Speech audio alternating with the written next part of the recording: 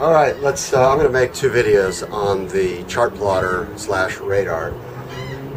So we'll do one here in the marina just to give you a broad overview of how to use it. And then we'll make another video while we're underway so you can see the full functionality of the system. Now to take the cover off, you put your fingers here in these little slots and put your thumbs on the L and the E of L'Orange. Push down with your thumbs and pull out with your fingers and it comes right off. If you don't do it that way, you won't get it off. Alright. Now, the main power for the system is down below at the nav station on the panel. It is the bottom switch on the right hand column of switches. And it's marked, yes, chart plotter. So it's pretty easy to find. Alright, to turn it on, just hit the light / power button and the system will boot up. It takes a little bit. So if we could have a little music in the background while we're waiting for this to boot up. Okay.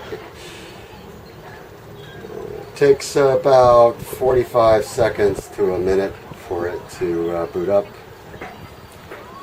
Come on, don't make a liar out of me. And you have some soft keys down here, which we'll go over as soon as it comes up. Okay, and you don't have to, if you want to read that, be my guest. The disclosures, disclaimers, just hit this button here, accept, and now it will load the chart. Okay, so you can see where we are right now. Let's just talk about zooming in and zooming out. We'll just go with these buttons here.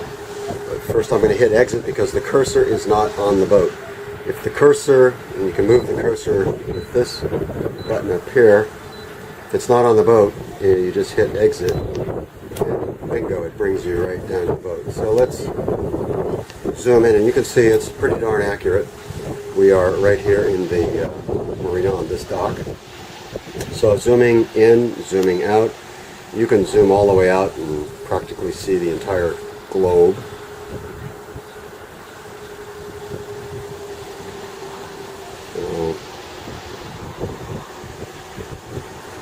So as you can see, there's South America and North America, Florida, etc., etc. So it's got quite a range on the zoom. And let's see. We'll also go a little bit into the AIS while we're here as well. You don't really have to worry about the enter button or the menu button because that's just for setting up various preferences which have already been done. But let's go to the pages button. So there are several pages that are available, and to access them, this is the main page, which has the chart. But if you want to, you can go to another page. You can even split the pages up. So if you just hit page once, then you see we're on the chart. And the subset, we'll go over that in a second, but with the cursor here, you can just go to the right or left. Sonar, the sonar isn't hooked up. I had to put a through hole to do that, and I didn't really want to do that.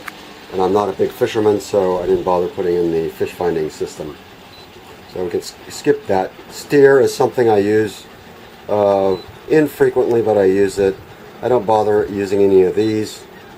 And info is not really something I find useful. Radar I use sometimes. But let's just take a look at, let's say we have the chart. We want the chart, but we also want to have other information available at the same time. So we can scroll down. Okay, now here's a case where you do use enter. Scroll down to the sub screen or the second screen you want on there and hit enter, and it'll split the screen up. So here it gives you steering information, and in the second video I'll go over that a little more because then you'll see this information come up live as we're actually moving through the water. Now you can still zoom in and out over here, but you can't here unless you hit pages and hold it down for a little bit. And now, let's see, I didn't get it to go over. There it came over. So now you can see the highlighted bar here. So now I could zoom in and out on this side if I wanted to. Okay. This gives you a little more information than you have on the main screen. So that's why sometimes it's useful, especially if you're going a longer distance. It's not a bad thing to have. If you want to get out of it and go back to where you were, you just hit Pages again and scroll on up to Chart, and bingo. Let's maybe do one other thing. A radar, you're not going to be sailing at night, so there really is no need for the radar, although it doesn't hurt to just kind of take a quick look at it.